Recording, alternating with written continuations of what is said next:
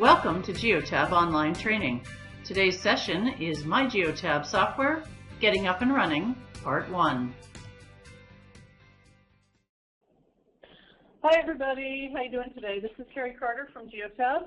I have with me Jordan Guter from Technical Support, and he is going to guide us through our Getting Up and Running, Part 1. We have a full session here. Just want to let you know you do have the option of putting your questions into the bottom right-hand corner. We will certainly, as time permits, answer those questions. Some of them will be offline, but we'll certainly try to get them answered. If you have something that isn't answered, please reach out to your reseller or your account manager, and we can get you started. Okay, so let's just do an audio and visual check. If someone could please respond in the bottom corner there and let me know that everything's okay. Yes, okay, perfect. All right, and a little bit of troubleshooting. If you do have a problem with your line, if it's fuzzy or crackling or breaking up, you can hang up and dial back in. Sometimes that corrects just a bad line problem. Okay, so if that's everything, I'm going to hand it over to Jordan, and he's going to walk us through getting up and running. All right, hello everybody. Hopefully everybody's ready to learn a bit more about our software. This will be a very simple getting up and running session. This will be the first of two parts. We're basically just helping anybody who doesn't know how to use the software to basically be able to get into it and know how to start using it. This will be very high level. We won't be getting into detail with any of the subjects, but enough that anybody can jump in and use it without problems. All right, so without further ado, I will jump in. So, starting off, the most basic of the basic in this case is getting going with logging in. So, in order to log in, it's just a matter of going to the my.geotab.com website. Okay. So, for many of you, it's just a matter of typing in my.geotab.com. But I do have to stress that if for some reason it's not working for you and you're not able to connect, just make sure that you're on the secure network. Some companies won't allow you to type in anything without the HTTPS in there. And if you try to type it without that S in there, your own company might just stop you from connecting to it. So you might have to add the HTTPS://, then my.geotab.com. Once you're at this page, you'll be entered with a simple username and password. All you have to do here is type in your username and your password to log in. And you do so just like this. So when you want to log out of this, it's just a matter of clicking your name and logging out, and you're no longer in there again. So in this particular example, I'm just going to be going on to one of our demo databases to showcase our information for you, and I will get started. All right, so once you log in, you are ready to go.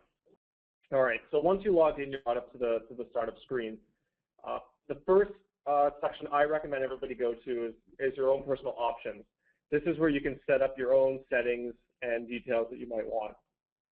So at the top right of the screen, it's just a matter of clicking your name and then clicking the Options tab.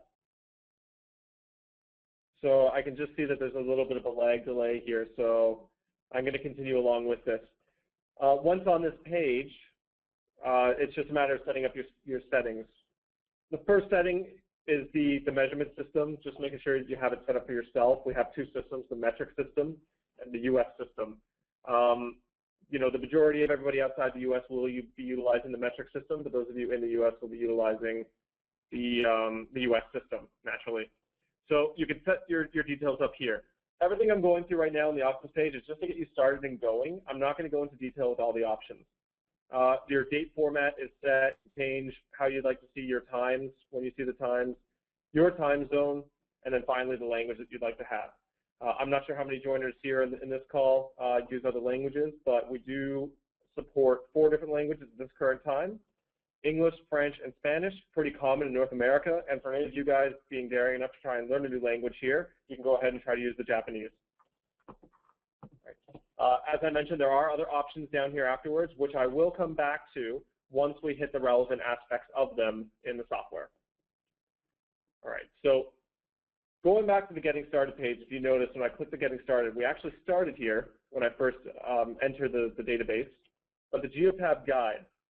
So it's great that I'm covering a lot of options in here, But the product guide is basically a guide that we've created that will cover almost everything I'm covering here and some other options with a little bit more detail. So this is a great place to start for anybody who absolutely wants to learn everything to do with the software. So if you just scroll down and you notice that there's different options in here, everything is covered that you would need to know within the software, but it's not in great detail either. It's also very high level. And it goes from how to install the device, how to verify the fact you've installed it, how to start adding a vehicle, feedback for vehicles, etc. So this is a great manual to use to look into. All right, so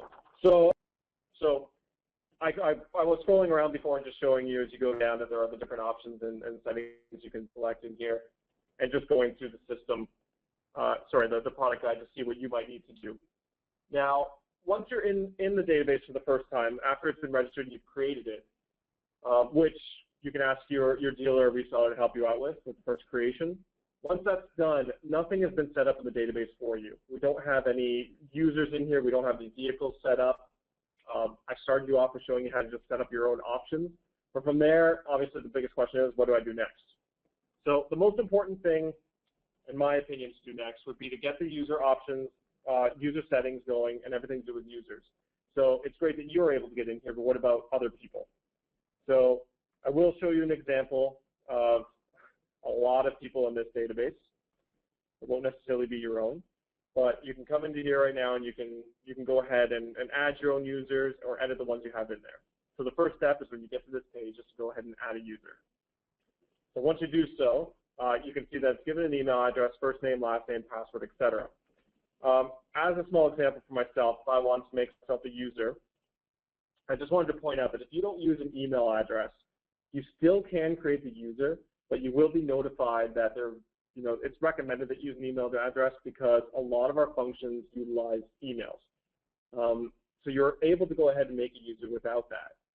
But again, as I pointed out, this message will just pop up letting you know that some of the options won't work. So if I were to go ahead and use an actual email, I won't be given that message error. So you have to make sure to populate something in the first name, last name section. It doesn't have to be real names, but you have to put something in there. And then you have to put in a password. Afterwards, I will show you how to set up settings in the database. You can create your own password policies. But for simplicity's sake right now, it has to at least be 6 characters. It can't be anything too common in that it can't be 11111. It can't be 1, 2, 3, 4, 5, 6.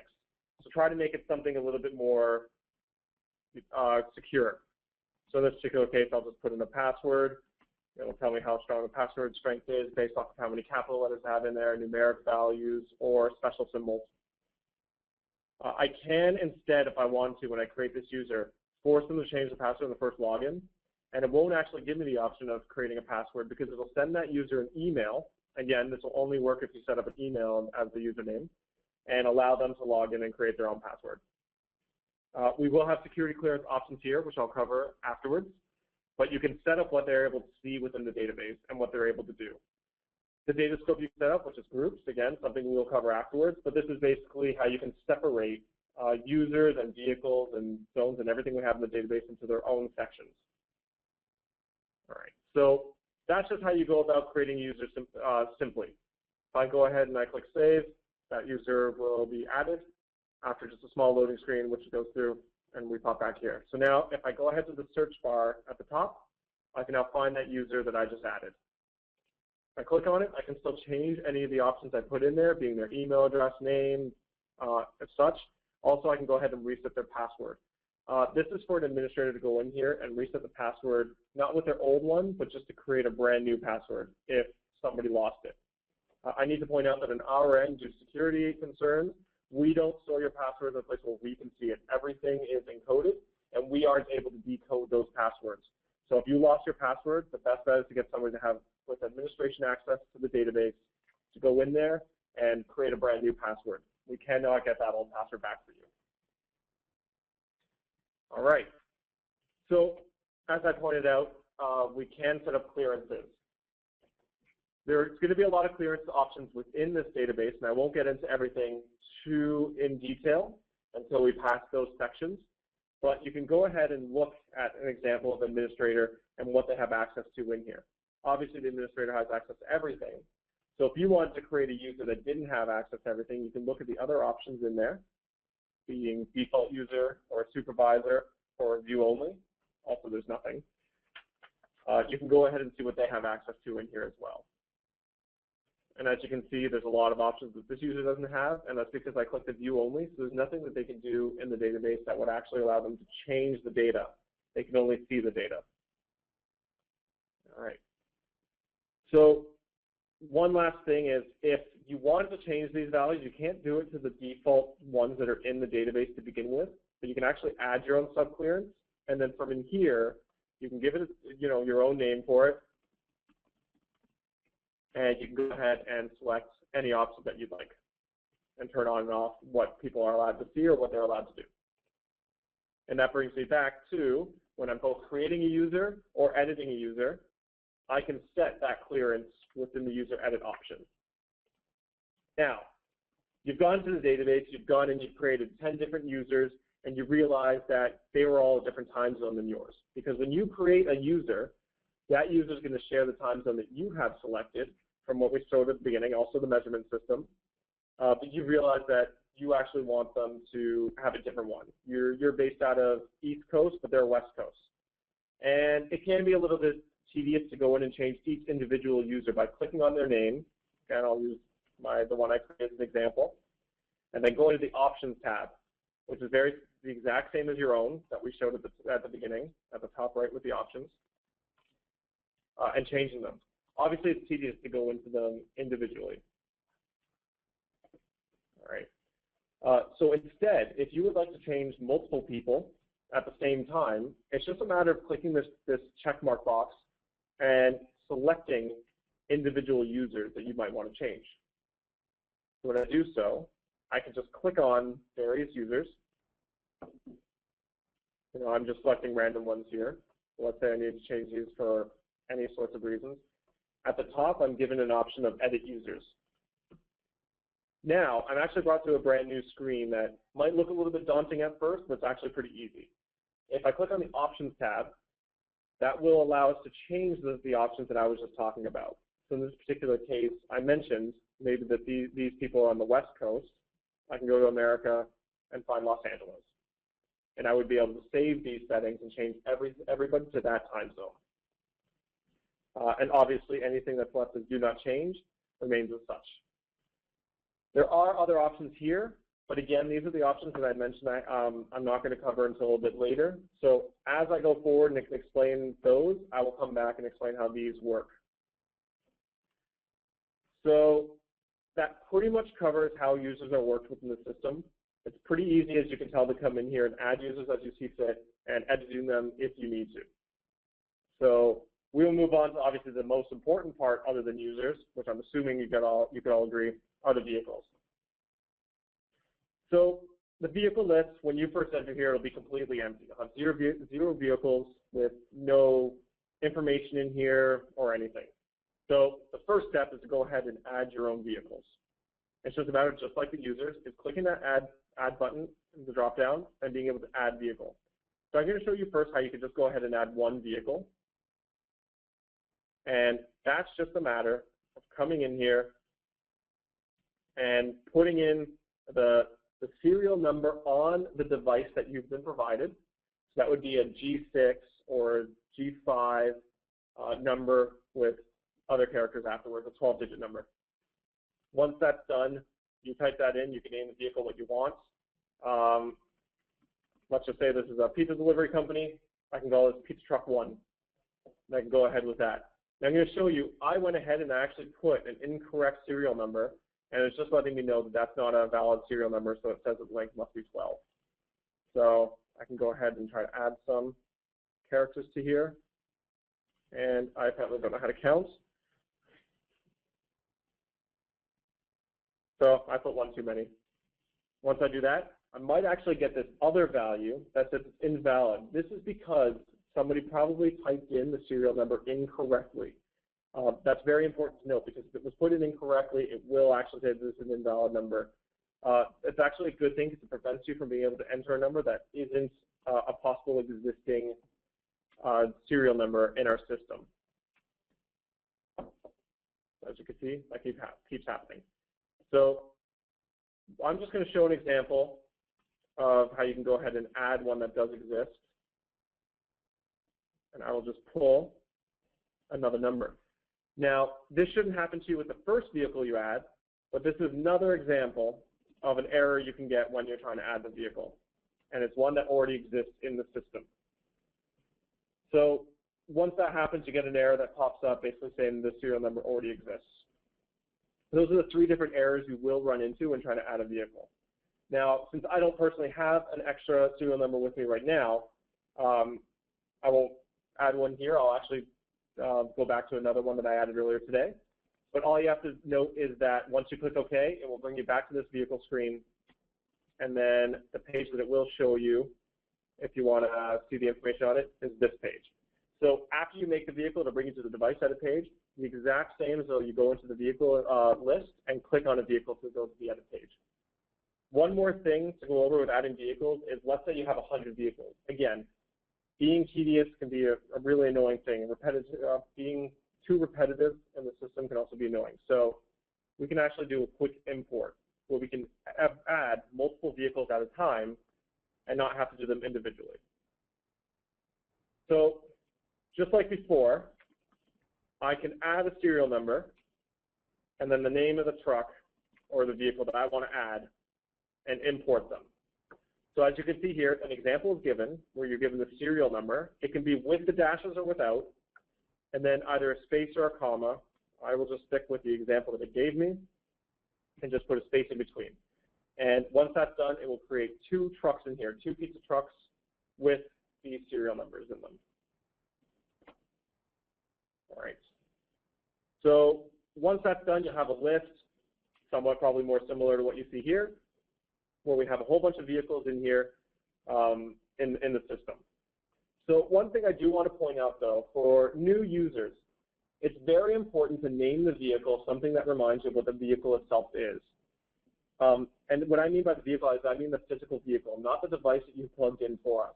So don't, preferably if you're plugging in this G7 device, don't call it G77820CD1A8S. Same as with this G6 number. Try not to put that into the description because then you won't know what vehicle it is we're talking about.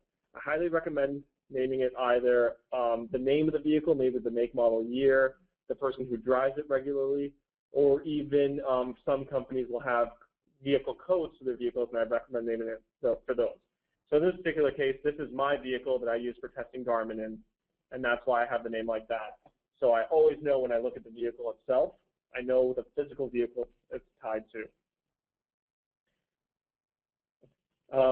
So this is just important to note because there are options that we can cover later that will show why it's important to note the descriptions.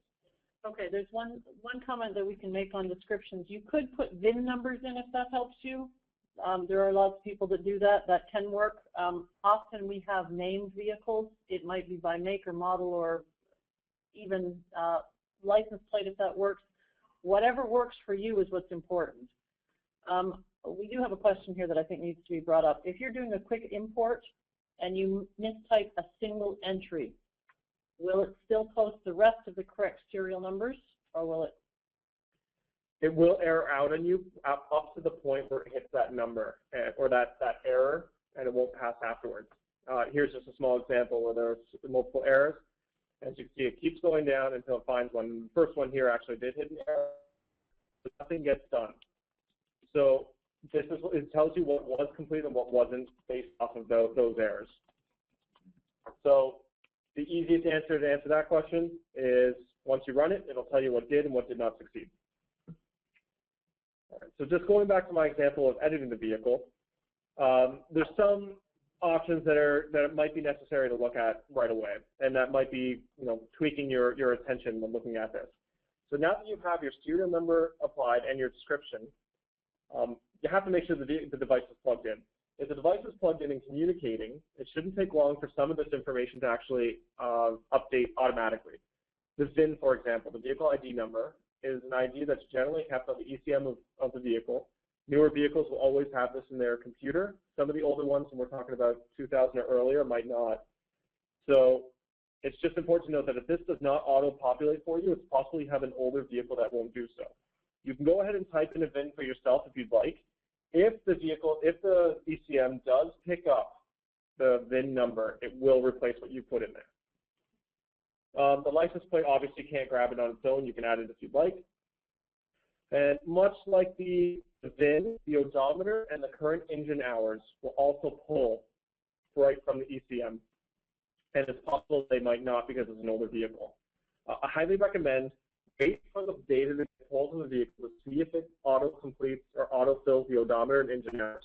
Because if you go ahead and add it, it might end up doubling up the odometer values based off of the fact that you entered your own. So in this particular example, 170,000 kilometers have been put in this vehicle. If I find 170,000 and then saved it, and then the data came in, I would get the current odometer from the actual ECM plus the 170,000 I entered myself. All right. As you can see, when I try to type something, it will let me know what's going on, basically, as I pointed out to you. And it should be the same with the engine hours, although the error won't come up, but it works the exact same as the odometer in this case. You can add any comments you want to the vehicle.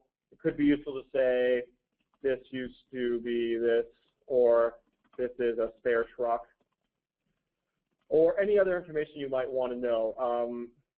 Tires replaced on this day. It's just various information you might want to add for yourself to remember what may have happened with this vehicle.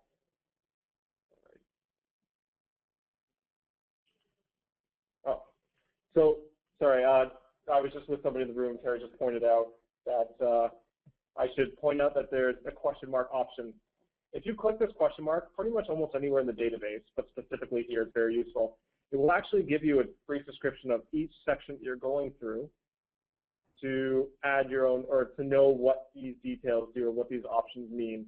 So it can be very useful for seeing, if you forget or you don't remember this lesson or you can't find it in the product guide for whatever reason, you can click on that button and it'll give you a brief description of what they mean. So for now, this is just, as I said, pointing out early how to log in and get things going.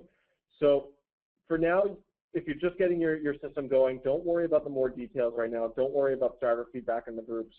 When we cover those, we'll come back to it and explain them in greater detail. All right, so now you're in the system. You have your vehicles in there. Again, much like the users, you want to make some changes across the board. Just like before, I can go ahead and select individual vehicles that I might want to edit. And I can go ahead and make the same changes that I've made with when I first create the vehicle itself. If you want to find a vehicle, as you notice here, I have a list of only 4, and that's because I typed everything that has a JG in it. You can find specific vehicles just by typing it into the text box. You don't have to click enter.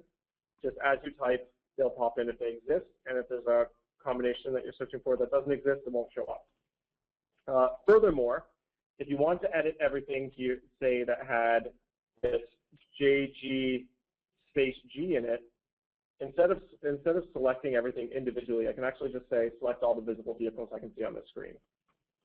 At any point in time, if I'd like, I can click on show everything that's visible, and I can edit everything that I can currently see on this screen at this time. So you have your vehicles in there, you know how to edit them, you have your users to log in and use the system. What do I do with it? Well, for most of you, what you get the software for is actually being able to see where the vehicles are live through their GPS. And I can do so. Once I click on the map, this is the live map, I can now, again, search for that value that I was talking about before. You don't have to click enter again, it just pops up. I can search for the vehicle I was just talking about. And here we can see that it's currently parked at a location that arrived today about an hour ago. Perfect. So you can see that this vehicle is parked at this location and this is where it's at. But if I wanted to maybe see more vehicles, I can go ahead and add those to the list as well. And as you can see now, I'll see all these vehicles on the map. If you notice, the map zoomed out such that I could see all the vehicles that are visible that I have selected. That's very important to point out because you won't lose where a vehicle is, you won't get lost. You can go ahead and find it just by clicking on it. Even if I select a vehicle that's not part of this area, all of these are, here we have one that just popped out, it will still zoom out the map so you can see everything. So now I have these lists of vehicles. If I want to just see one specifically, instead of having to zoom in manually to that location, I can just click on it and see. As you can see, this is our office, where obviously a lot of our vehicles will be, but this is where we are. So what do we do with this information now? How can I maybe use it more efficiently? It's not just a matter of seeing where the vehicles are right now live on the map, but how can I use this live map for this data? So an important aspect to point out is that you can sort the vehicles that I have selected on the side by their names, alphabetically, etc., or by their status. And the status can be important because this is where you can currently see what vehicles might be driving, what vehicles might be stopped at a location, or vehicles that just aren't working in general, and they will be grayed out. So I'll go ahead and actually select all of our vehicles, and it could take some time. So as you saw, it just took a little bit of time there for me to select the vehicles. The more vehicles you have, the longer it could take. But now that they've all appeared here on the map, now zooming out because we do have vehicles literally globally. So I will just click to sort of zoom in on the spot to see where things are. Again, if I click on the status, you can now see that I have vehicles that are currently driving. And I can see that they're currently driving at a location. If I wanted to see the vehicles that have been stopped for the longest, it's just a matter of clicking that again and seeing an order of vehicles that have been stopped, or how long they have been in order of least stopped to most stopped in this case. So you can sort of play around with the data you have. If you needed to see for dispatch reasons or to make sure people are supposed to be en route to somewhere or see if they're going where they're supposed to be going, you can go ahead and click the stats to make sure. In this case, I want to make sure that people who are supposed to be driving right now are driving. So I'm going to click on that list, and I can see, okay, enough of my fleet right now is driving. In this particular case, we're only looking at about 2% of the fleet, so I'm assuming that wouldn't be a good thing for you, but in this particular case for us, it's a good thing because we should all be working. Well, in the office, sorry. So you can go ahead and sort and look at things and click on them. Now, it's great. We can do this, but I might not like how some of this map looks, some of the options. So I can click on this button, just remove all the vehicles that I have selected. I'm just going to go back to my own example that I was looking at before, and it's currently stopped. And I'm going to add a second vehicle to that list. So I'm looking at these two vehicles. I was curious about something. I now realize I don't really care about this JG G07. So I'm going to go ahead in there and just deselect him. He's gone. Oh, I made a mistake. I wanted him back. I'll just click it again. So I have him back there, and now I have these three vehicles on the map. Now, for possible dispatch reasons or situations you might be in, you might want to actually find out who is closest to a specific location. So, let's just say I went to lunch today, and I ended up at, there's a Subway over here, and I clicked at the spot, and my vehicle broke down. I can't get back, and I just want to find out who's the closest to me at this point in time. I can actually click on that spot in the map and say nearest. And now it's going to go through the whole list of everybody and tell me who's nearest to this location. If I needed to go back to the list and only see my drivers, I'll just have to reselect them after that location selected. Quickly, I can see how some of you might be thinking that might not be sufficient, so maybe after this I'll try to fix that up. So the ones that I already have selected will just stay selected. But as you can see, I now have distance away from this location and a new sort that allows me to see the closest and furthest vehicles away from that spot. So it can be very useful for dispatch reasons, emergencies, or just needing to know who's close to a specific spot for any other sort of reason.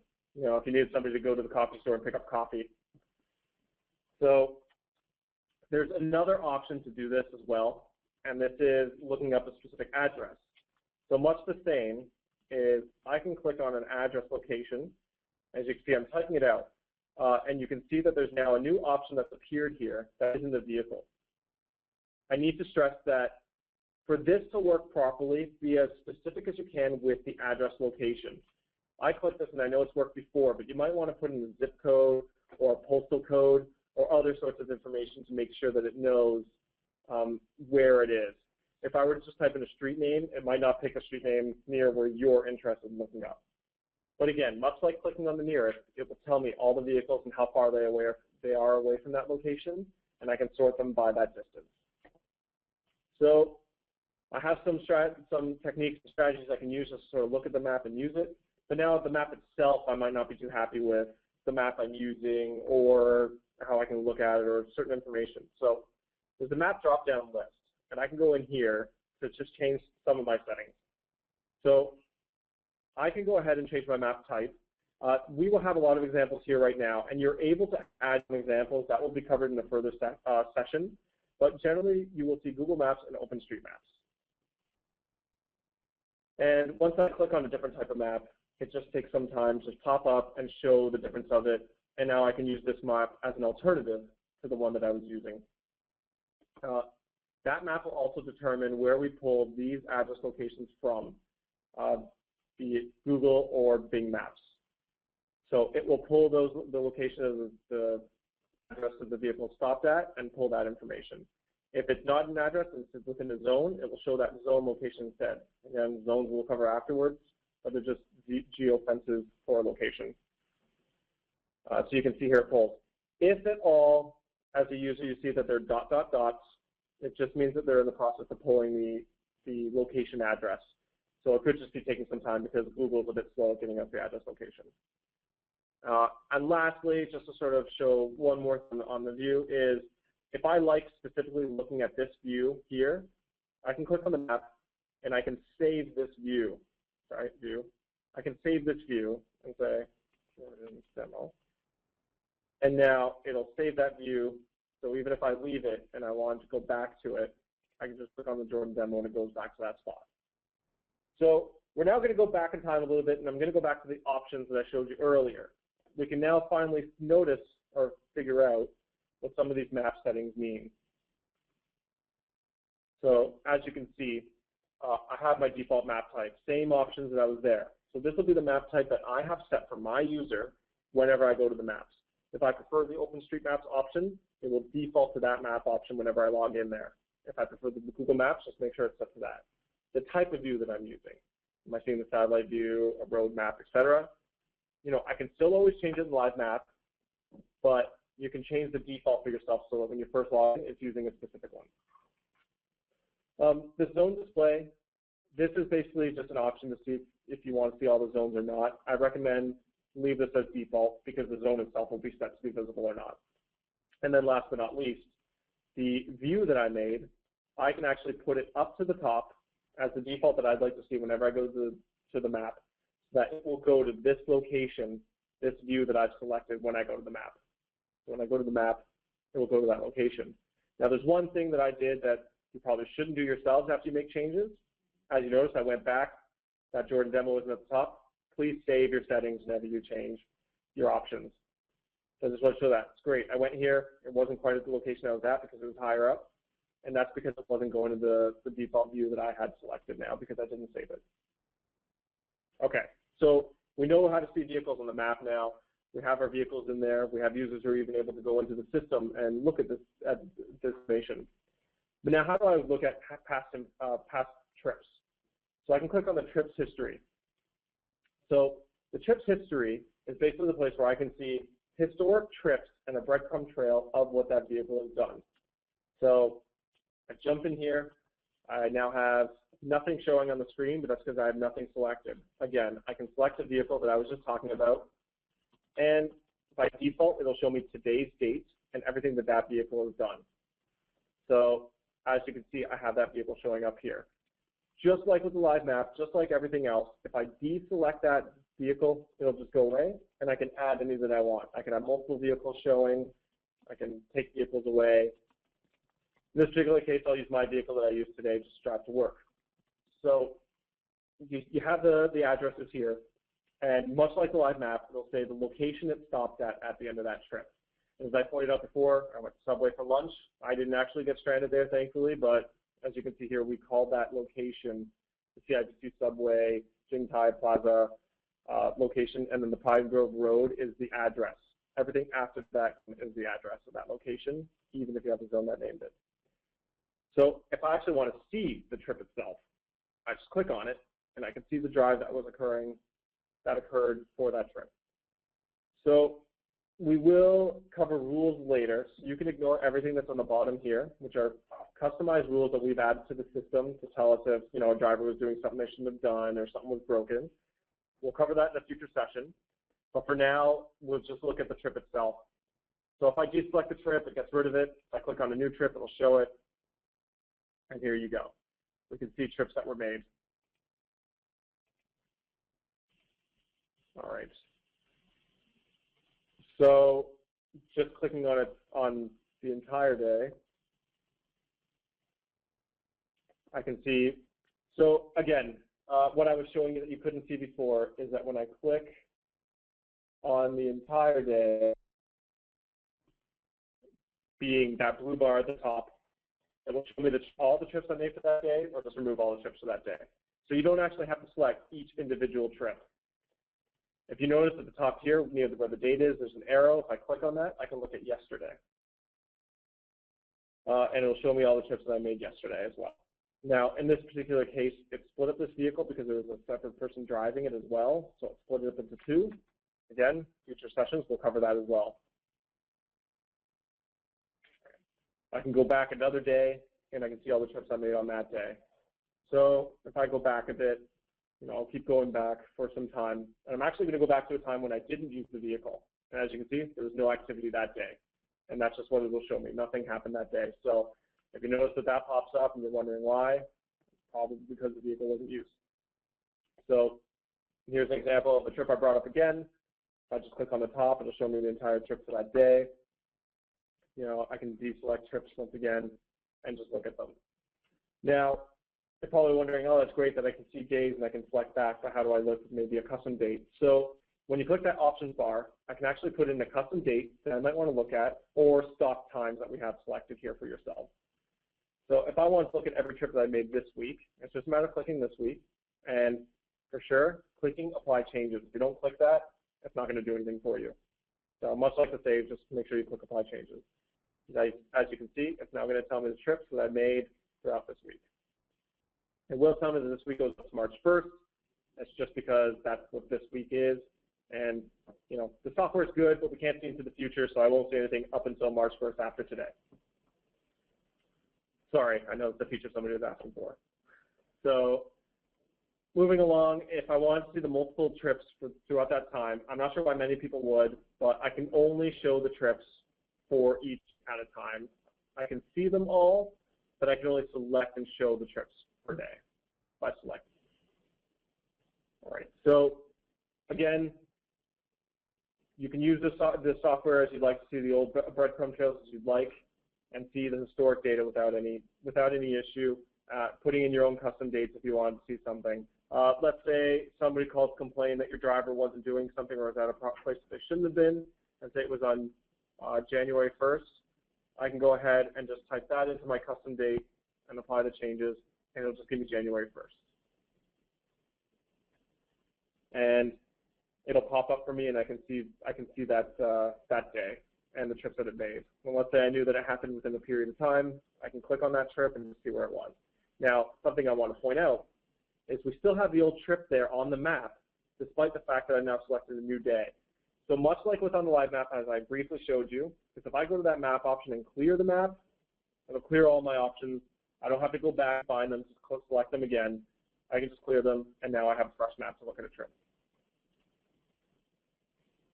So there, I have a small example of a trip, and I can look at it.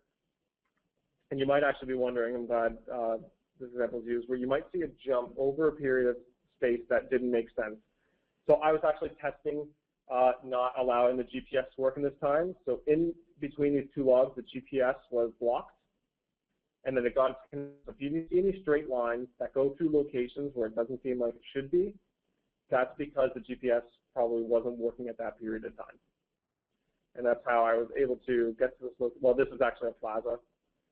So it makes sense that it went through here, but these ones, as you can see, shouldn't have cut like this. All right. So we have this information, and I might want to read more into it. So aside from looking at the map, when I select on a day to look at trips, I have bits of information for each trip individually here. So every time I show a trip, it will actually show the last trip of the day before. That's so I know where I was parked overnight, so that's not just going to show me where I've been today without showing that initial location. So as you can see, the first trip that's in this option here is actually from yesterday, from the day before, but it's just still showing that so you know where that person had come from, and letting you know from a non-visual point of view where they were. It's great if I click on this trip, I can see where I came from, but if I'm not looking at the map, it's important to know maybe where that vehicle came from. So I have these trips here, and I want to know some more information about them. I can see how long they were stopped at these locations. So at our office, I was stopped for this 3-hour period of time, and that is because I went for lunch after arriving at work. It tells me how much time I spent idling, how much time it took me to drive to this location, and then how far of a distance I traveled to get there. Now, I know many of our callers here do use the U.S. measurement system, and I apologize that we're looking at kilometers right now. As I pointed out before, we can easily change these options to the U.S. and save it. And fully, I recommend maybe refreshing your screen instead of having to log out back in for that change to take place. Now, when I go back to this, we've now been changed to miles. So maybe a lot of you are more content with seeing miles here, and you can get a good idea as to how long it takes for me to get to work. I know there's a lot of jealous people out there right now. All right, and we have this from and to time. This is actually not how long it took for the vehicle to travel, but how long it was stopped at this location. So I started work at 9, I got there at 9 o'clock, and I left there for lunch at 12:22. That's how long this vehicle was at Geotab 1081. That's the 8:59, 12:22. Now, some of you might be wondering, oh, that's great that you showed me that, but when did I leave the location? How long was the trip? Well, we know the trip took about 19 minutes and 6 seconds. And if you look at the trip before, you can see the time that I left that location and the time that I arrived here. As you can see, the 8:40 to 8:59 accounts for this 19 minutes of driving. So one thing you might notice here is that I have a trip that's currently showing the time now, and that is because my vehicle is currently parked there, and it's showing me what it's doing at this point in time. Obviously, it's still parked there, so this will keep incrementing as I look at today's data. If I refresh the screen, it should show me 219 now instead of the 218 that you saw. Right. So I'm just going to point out again once more that if anybody has any questions, still a great opportunity to ask them. We have another member from our support team answering these questions for us while I'm doing this live. All right, so one last thing I want to point out is at the top of this blue bar, it will actually give you the total amount of time that these instances occurred. So this vehicle was stopped total for today for 3 hours and 48 minutes, which is the cumulative value of today's stop times. Today's idle times for its idle, and today's driving times for its driving. Now, the idle time, some of you might be a little bit curious if that works. Our system creates an idle time assuming that any time spent at a stop sign or a red light or just starting up your engine in the morning aren't included in the idle times. This idle time is ultimately only the time a vehicle stops at a final location and the time it takes for them to turn off that ignition. So in this particular example, it's 3 seconds. It took me personally 3 seconds after I parked at the office to turn off my engine. If that idle time hits 200 seconds, it will hit 200 plus idle time. You'll see it there, and it will actually create a brand new trip. So if I park somewhere and I leave my car on for 400 seconds, the idle time will be 400 seconds, and that will be the end of that trip. And the second I start to drive away, a new trip will be created. So maybe this is just too much data for you, for some of you new users. You just want to know basic information about the drivers and how much information or how much they've driven or how far they've driven. You can see that there's a summary tab here. This that I've shown you here would be considered the detailed report, the trips history. This would be the summary report. As you can see, I still selected the one vehicle I had, and now it's just giving me a cumulative piece of information for today's trips. I didn't just want to see each individual vehicle, but I want to see how the whole company is driving and how much time is spent. I can look at this information here as well. The whole company today drove 1,500 miles. They cumulatively drove 3 days and 10 hours worth and idled for this much time. The smaller that purple bar is, the better. We don't want people idling and wasting gas. So again, great opportunity to ask questions. I don't think we'll have enough time to follow up with the group section of this, this presentation. I will just briefly show how our groups will look, but I'll get into more detail in the part 2 of this session. And as you can see, we have a groups tree here, not to be mistaken with a hierarchical tree, because I don't want people thinking that it's necessarily a hierarchy that we're following. It's just how we represent our groups. And as you can see, we try to separate the groups into different sections, be it location sections, departments of a company, the types of vehicles there are, or even reporting groups or testing that we're doing. As you can see, when I click on that department group, it splits up into the different departments in our company. And you can further drop down that option to other things. So apparently somebody in our company has a limo to themselves. All right. So I think I'm going to stop the general training here, but we do have a bit of time to open it up for questions. So again, I apologize for those technical difficulties earlier. Hopefully it didn't cut into the session too much for you. But now it's an open forum for any questions that we might take up. Please don't hesitate to put your questions in. We will certainly answer them if we can. We are here for a few minutes, and we will respond accordingly. Okay, so somebody asked a question about how a trip is defined, and that is actually a pretty good question because I did explain one situation a trip is defined, but not every situation. So the basic way that a trip is defined is the moment that the ignition of an engine is turned, of a vehicle is turned on, and then when it's turned off.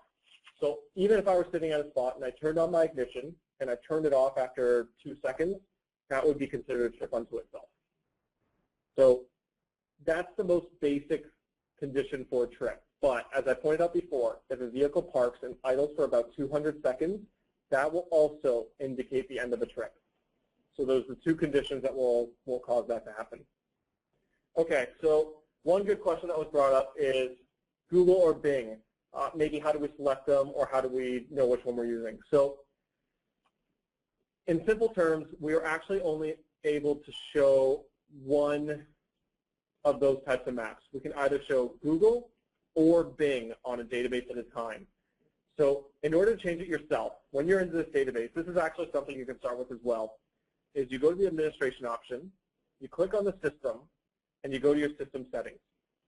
Once here, there's a Maps tab. When you click on this Maps tab, you can actually select Google Maps or Microsoft Bing.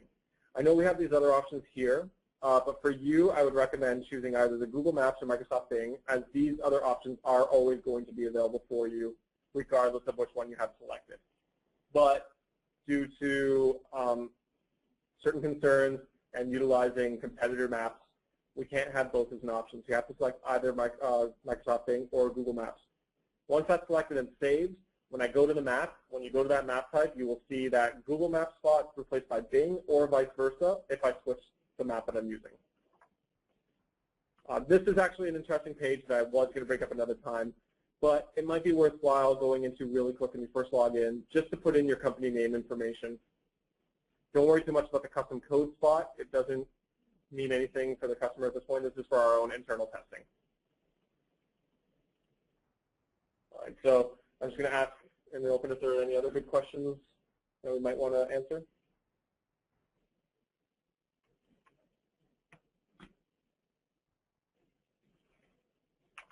Okay, so there's a question here that why are there missing GPS locations at turns? Has the logging algorithm changed, or is it a reception issue? So this sounds like it's a question from somebody who's been using the software and might have noticed that there might be some turns that are missed.